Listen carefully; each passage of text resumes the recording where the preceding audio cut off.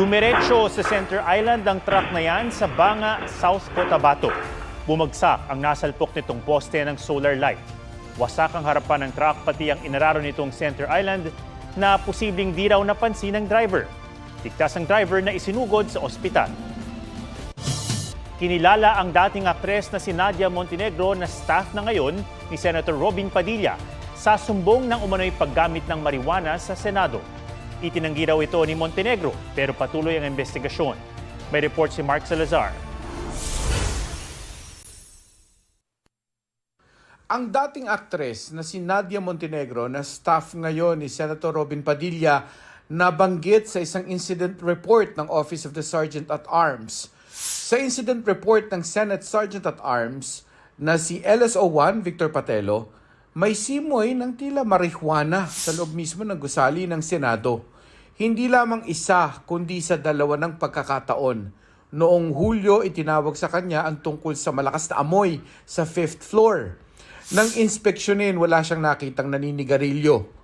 August 12, isa pang staff ng isang senador ang nagsumbong na may kakaibang amoy galing sa ladies' room ng extension offices ng mga senador. Inahalin tulad nito ang amoy sa marijuana. At sabi niya, ang tangi umanong nasa area ay si Nadia Montenegro. Nang tanungin ni Patelo si Montenegro, itinanggi niyang nanigarilyo siya sa loob ng ladies' room o gumamit ng marijuana. Pero mayroon daw siyang vape sa bag at baka ito raw yung pinanggalingan ng kakaibang amoy. Sinusubukan naming makakuha ng pahayag mula kay Montenegro. Sa isang pahayag, sinabi ni Senate Secretary Attorney Renato Bantug Jr. na inatasan niya ang Senate Sergeant at Arms na magsagawa ng investigasyon.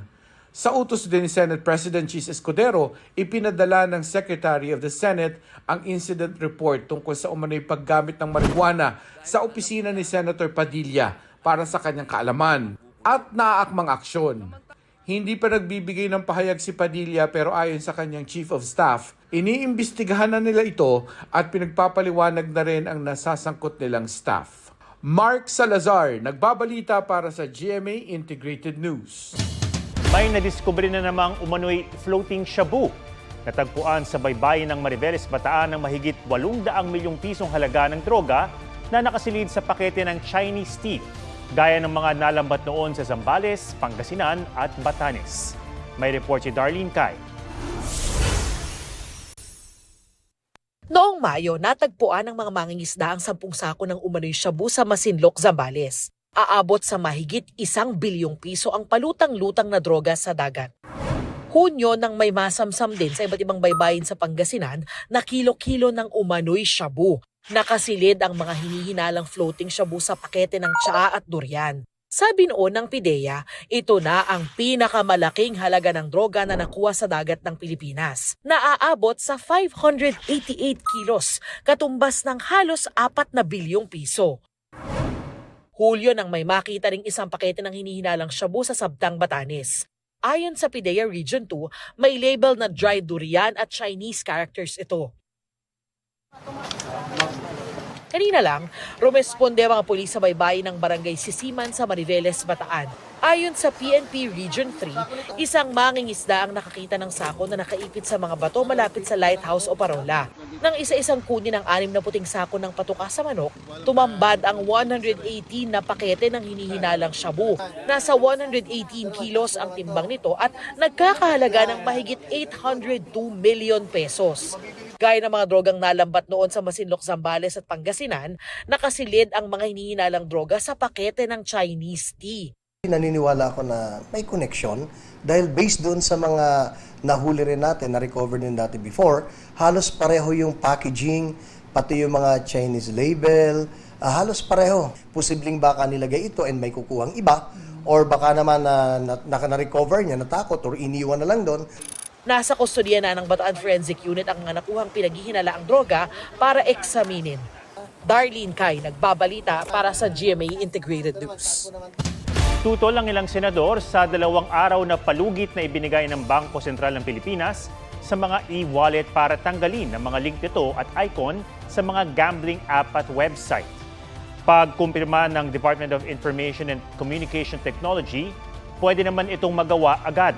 Pero ayon sa BSP, nais silang bigyan ng oras sa mga customer para mag-withdraw ng kanilang pondo sa online gaming account. Sa gitna nito, ipinunto ni Senator Win Gatchalian na pwede pa ring malink ang e-wallet sa gaming website maski yung mga illegal. Git ng BSP, agarang solusyon ang pag-alis ng e-wallet link at icon sa apps habang inaayos ang regulasyon sa mga legal na online gambling platform. Sa magkahiwalay na pahayag, sinabi ng GCash at Maya na handa silang sumunod sa direktiba ng BSP oras na matanggap ang opisyal na kautusan nito. Halos kalahati sa mga inilista ng Pangulo na contractor ng flood control projects ang may poor o unsatisfactory rating batay sa isang pagsusuri. Sabi ng DPWH, istrikto ang kanilang bidding process na tinawag namang Moro-Moro ni Baguio City Mayor Benjamin Magalong. May report si Ian Cruz. Sa 15 contractors na pinangalanan ni Pangulong Bongbong Marcos itong Lunes, nakita ng GMA Integrated News Research na 6 ang binigyan ng poor o kaya unsatisfactory rating sa Contractors Performance Evaluation System o CPES base sa 9 na government projects na kanilang ginawa. Ginawa ang pagsusuri ng Construction Industry Authority of the Philippines para sa mga proyekto mula July 2015 hanggang June 2025. Alinsunod sa Government Procurement Policy Board, blacklisted sa paglahok sa alinmang proyekto ng gobyerno ang mga kontraktor na may poor o unsatisfactory rating. DPWH ang implementing agency ng mga flood control project. Yung bidding process is a very structured process. It's an open competitive bidding po. Scrutinized naman sa legal, technical, and financial status of every bidder. Pero sabi ni Baguio City Mayor Benji Magalong, kalimitan, moro-moro ang bidding. May mga paboritong construction company raw ang mga politiko, yung mga mabilis daw magbigay ng kickback. Ayon daw mismo sa mga nakausap niyang kontratista, sa 100% na project cost, 25% umano ang ibibigay sa Committee on Appropriations ng Kongreso, 5 to 10% para sa kongresista na kung tawagin ay parking fee o pass-through, 3% sa Bids and Awards Committee ng DPWH, at may 3% din ang mga lumahok sa moro-moro na bidding. Kung 12% ang kita ng construction company, 30% na lang umano ang matitira para sa mismong flood control project. Ang kwento nga dyan among the contractors, sabi niya, kung sino pa ang di pumipirma sa dokumento, siya pa ang may pinakamalaking porsyento. Sipin mo pag nagkakaso, di ba? Sinong kakasuhan? Yung mga nakapirma sa dokumento, sa kontrata, DPWH, at yung contractor. Pero yung pinakamalaking mga porsyento, ito yung mga politiko. Anong sabi? Paano sila masasabi? Handang mag-volunteer si Magalong para imbestigahan ang flood control projects at tiyak daw babaha ng ebidensya. Pero para sa Malacanang, hindi na kailangan ng iba pang mamumuno sa investigasyon. May nailatag na raw na mekanismo ang Pangulo. Kung ano man po ang meron siya, kung ito po ay kumpleto, maaari niya po ito maisumiti agad-agad sa ating Pangulo. Kabilang sa listahan ng Pangulo, ang Centerways Construction and Development Incorporated. Ang presidente ng kumpanya, si Lawrence Lubiano, na pinakamalaking donor ni Senate President Cheese Escudero noong 2022 elections. Matagal ko ng kaibigan at kakilala siya at tumutulong talaga sa amin. Mula pa, nung hindi pa iso to. At tubong sorsogon talaga siya. Sabi ng COMELEC, posibleng imbestigahan nila ang campaign donations ng mga government contractor, lalo't pinagbabawal ito ng Omnibus Election Code. Nasa Section 95 kasi, paragraph letter C ng Omnibus Election Code, yung mga prohibited na magbigay ng donation, contribution sa mga kandidato or sa political parties. At kung hindi tayo nagkakamali, na-mention doon yung may mga kontrata, serbisyo sa pamahalaan o kaya mga may public works na contract sa pamahalaan. As to ano yung interpretasyon niyan, hindi ko muna mabibigay sa inyo sapagkat may posibilidad kasi na may dahil nga sa mainitang issue, may mag-file ng mga kaso sa amin sa komisyon. Sinusubukan pa ng GMA Integrated News sa makuhang panig ni Escudero. Ian Cruz nagbabalita para sa GMA Integrated News. Gusto ni Senator Robin Padilla na ibaba sa 10 taong gulang ang age of criminal liability. Pero pinalagan yan ng may akda ng Juvenile Justice and Welfare Act na si Senator Kiko Pangilinan. May report si Mark Salazar. Sa murang edad na 13, inakusahan ang isang binatilyo ng panggagahasa at pagpaslang sa 8 taong gulang niyang kapitbahay sa Quezon City, kamakailan lamang. Ang umano'y humalay naman sa 6 na taong gulang na babae sa Mabalacat, Pampanga noong Enero, 8 at 10 lang ang edad. Menor de edad din ang 3 sa 4 na suspect sa pagpatay sa isang estudyante habang nilolooban ng kanyang bahay sa Tagum City noong nakaraang buwan. Ang biktima halos 40 beses na sinaksak. Ilan lang yan sa mga kahindik-hindik na krimen kung saan kabataan ang sangkot. Tingin ni Senador Robin Padilla, panahon na para amyendahan ang Juvenile Justice and Welfare Act na nagsasabing exempted sa criminal liability ang nasa edad 15 pababa.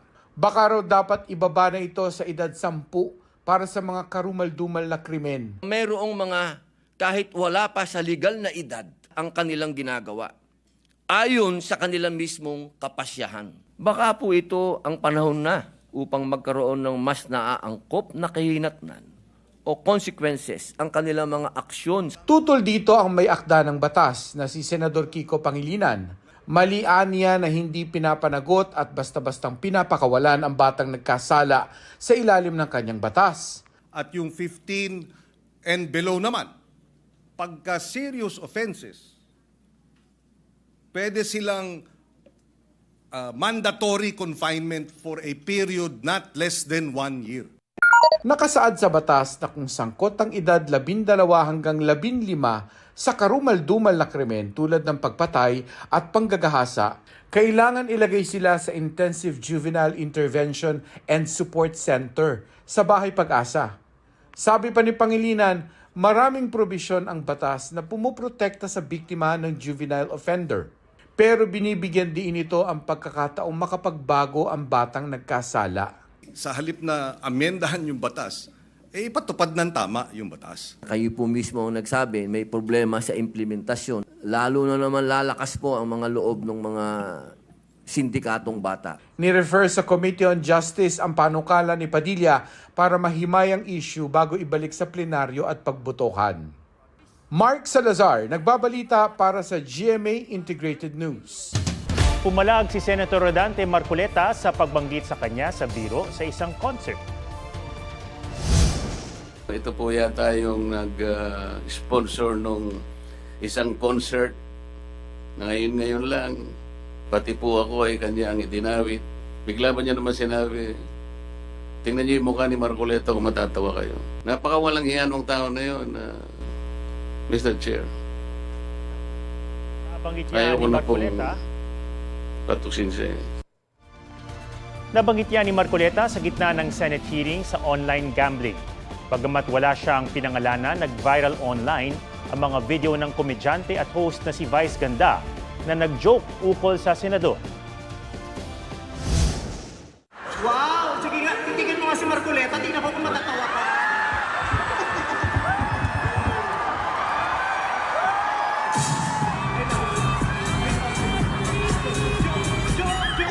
Joke lang. Yung pala nagsisorry na ako. I'm sorry. No? Bukod sa birong yan, may biro rin si Vice patungkol kay dating Pangulong Duterte. Doon, tinukoy niya ang jet ski holiday sa West Philippine Sea na may kasamang libreng trip sa The Hague ng ICC para sa mga DDS. Kinundi na ito ng Davao City Council. Kinukuha pa namin ang panig ni Vice Ganda. Bago ngayong gabi, 7 kabilang ang 4 na menor de edad ang nasugatan sa pag-araro ng SUV sa isang pribadong paaralan sa Caloocan. Sa investigasyon, naghihintayan ng apo ang 70 taong gulang na driver ng aksidente umanong natapakan ang silinyador. Maayos na ang lagay ng mga biktima. Posible namang maharap sa kasong reckless imprudence resulting in multiple physical injuries and damage to property ang driver. Huwag magpahuli sa mga balitang dapat niyong malaman. Mag-subscribe na sa GMA Integrated News sa YouTube.